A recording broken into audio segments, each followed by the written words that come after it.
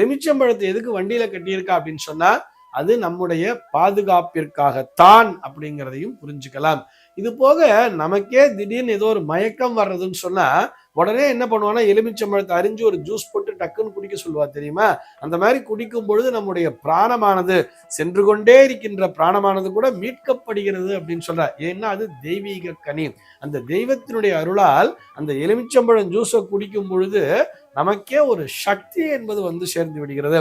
அதனால்தான் அம்பாள் கோவிலுக்கு போகும்போது எங்க போகும்போதோ அங்க அம்பாள் சன்னதியிலேருந்து ஒரு எலுமிச்சம்பழம் கொடுக்க மாட்டாளான்னு ஏங்கிட்டு இருப்போம். கொடுத்துட்டானா நமக்கே ஒரு சக்தி வந்த மாதிரி இருக்கும். எலுமிச்சம்பழத்தை கையில வாங்கினாலே ஒரு எனர்ஜிங்கிறது வந்துடுது இல்லையா? இன்னும் ஒரு சில பேர் பார்த்தோம்னா எங்கேயாவது யார் வீட்டுக்காக போகும் பொழுது அல்லது ஒரு பெரிய மனிதர்களை பார்க்க போகும்பொழுது எலுமிச்சம்பழத்தை கையில எடுத்துட்டு போவா. எலுமிச்சம்பழத்தை கொண்டு போய் கையில கொடுப்பா.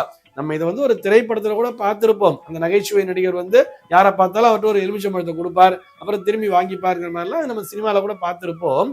ஆனால் இந்த எலுமிச்சம்பழத்தை கொடுப்பது என்பது ஒரு நல்ல பழக்கமே.